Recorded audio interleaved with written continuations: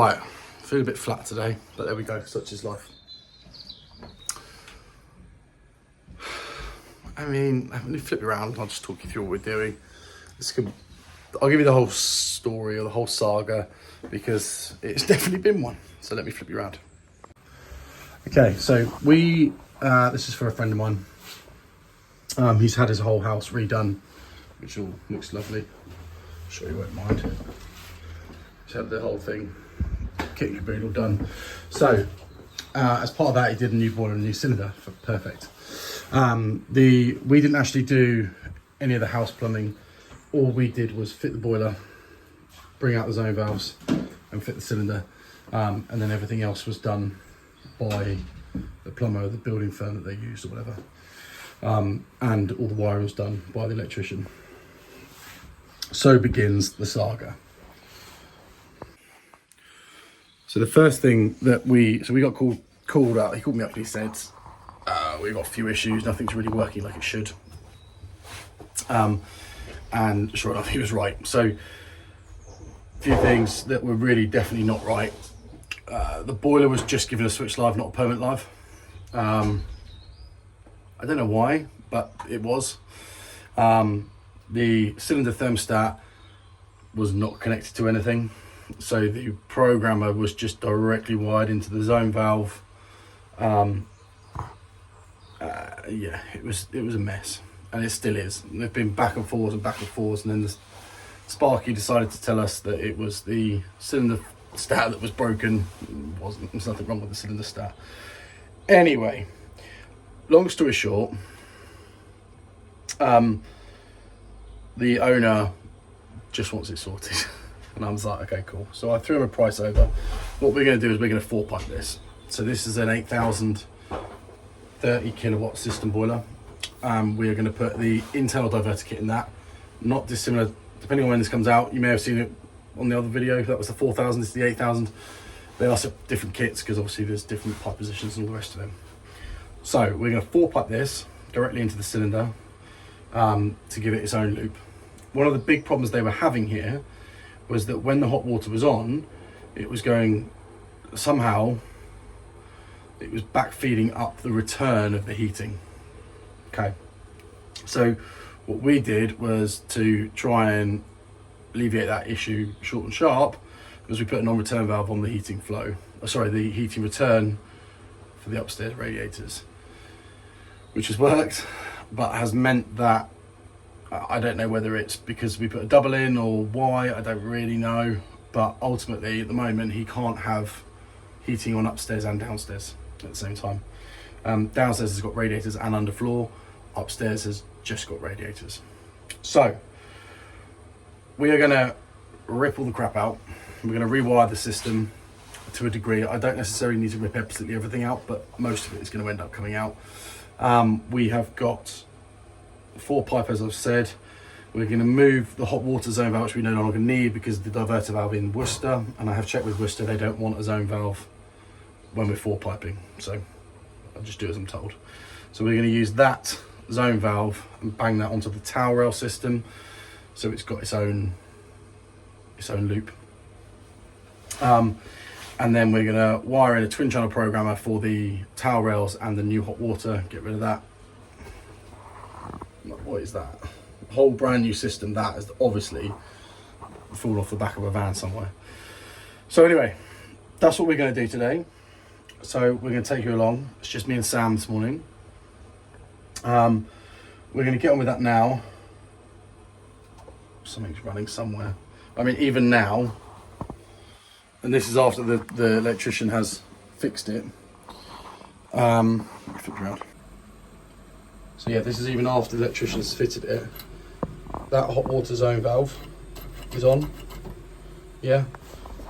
Program is on. Thermostat is at 25 degrees. And the cylinder is definitely warmer than that. So as you can see, that's all wrong. So we've got to sort all that out.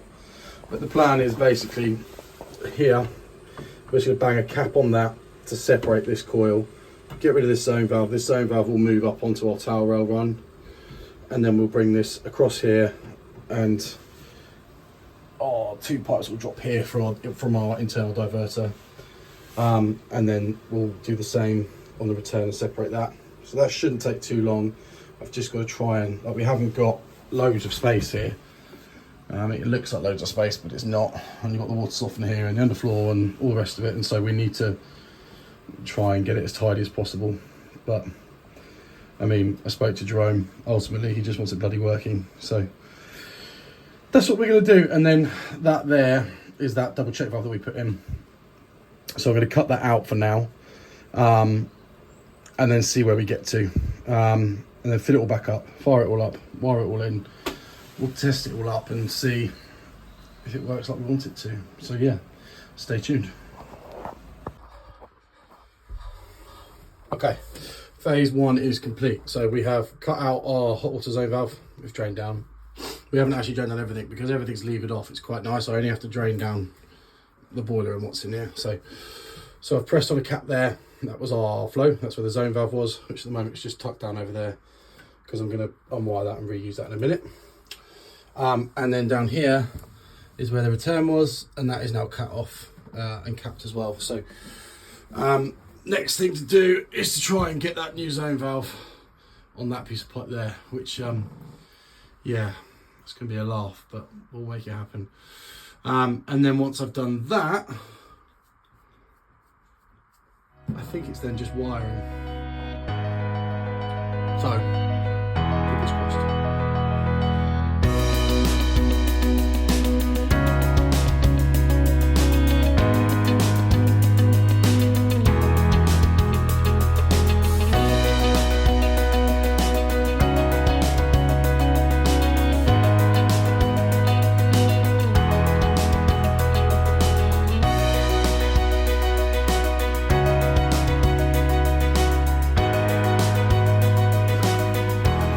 Right, that zone valve is in. I've had to twist it slightly out this way because by the time you put the head on there, I don't want it knocking against this. So the next thing to do is our divert kit. So we're gonna have to strip the condensate trap out to get that out of the way. The 2 ports, so the flow and the return port, sit in here and here. And I'll be honest with you, I've not done one on the 8000, so I have no idea where the parts go. But this should be where our diverter valve motor sits in. So with the famous Worcester green cap. So yeah, all I'm going to do is I'm going to unpack the kit now. I'll work out where everything goes, and then I will show you how we do it. Okay, update. I got to take the boiler off the wall. So I didn't realise with the 8000, the 4000 one that I did last week, you do everything once the boiler's on the wall. And of course in classic form, on the 8000 is different. I'll show you once I've got it off, but basically it's going to hook in the back rather than in the front. Yeah, cheers. Right, let's get this flue disconnected, get this off the wall, and go from there. All right, I'll let you, I'll fill you in once we've got the big bugger off the wall.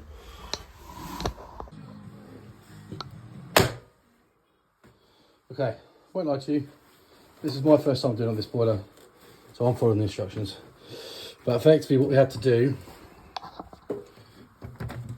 let's pull the front flap forward. Then you've got a screw here, and another screw there. And then the back plate, this bit, falls off. So once we've done that, I think we then have to put it on its side, looking at this, and the pipes go in from the back. So I'm going to do that now, and then I'll show you once those bits are in. But yeah, not what I was planning on for today, but hey, live and learn. We know for next time. I am one of Werboss's bigger fans, all right? Even amongst all the hate online, I love me a Werboss. But that is mental. So this plate comes off, that's what you unscrew. And then you have to sort of feed these through it with the washers on it, get them lined up, as soon as you take this back plate off, obviously this is what gives rigidity to the hydro block. This hand side, the right hand block just falls apart. You've got to try and hold that, get this pipe through, and then feed through a screw from the other side. There's got to be a better way of doing that, surely. Anyway, I'm moaning a lot today, aren't I? What do you reckon, Sam? Am I moaning too much today? Mm-hmm. Yeah, shut up. So, that's done. Let's get this back on the wall. I've got no way of leak checking it other than getting it on the wall and filling it up. So if it leaks or it's in the wrong position or whatever, I have to pull the bloody thing off again. So, anyway, let's go do that. Okay, so we've got our 2 pipes in. We've just dropped it out with 2 levers for now, so that, because I've had all this off and I want to get it filled before I start getting too carried away. So the last thing to do is the motor. So that sits in there, the same as the old CDIs, but it's got this little basket underneath it. So I'm going to put that on now, get that in, and then we'll get it filled. And then once it's fine, I can reattach the flue and do all that fun and games. Now I've just got to connect that pipe to that, and then I've just got stacks of wiring to do. So doing all right, we're doing all right. Starting to regret, but it's part of the game. Right, I've just taken off the cover to the wiring centre and I've cut all the cable ties off. This is what I'm given. How are you supposed to do anything with that? So, I've decided I'm going to take all these off, rip everything out, put a new wiring centre on here and start again, because this is a joke. I mean, how are you supposed to...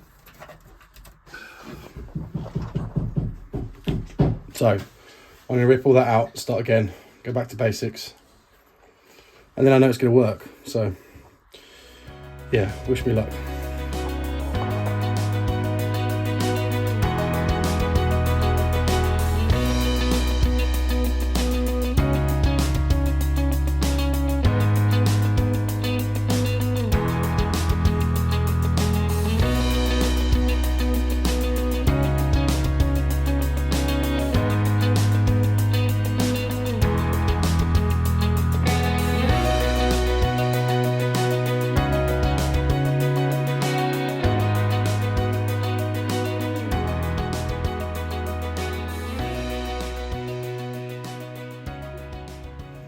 I never know whether to start the clip with this one here.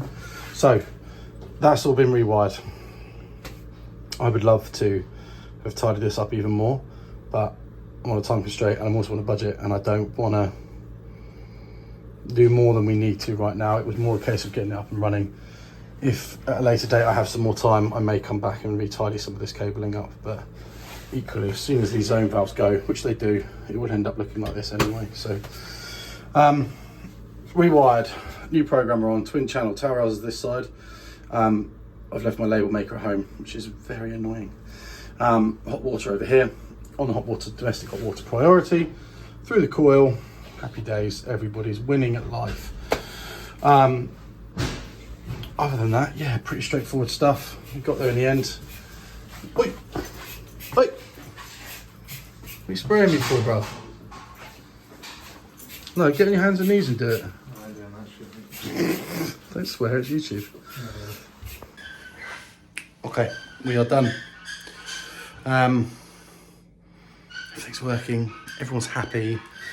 All the rads getting hot when I want them to get hot and not when I don't. So that's always a win. I will flip you around. What's wrong with you? Tired and I'm hungry. Tired and you're hungry? Oh, Sam's hangry. And now we're wrecking the place. Anyway, on that note, we're all done. Like, subscribe, comment, all those good things. Catch you in the next one.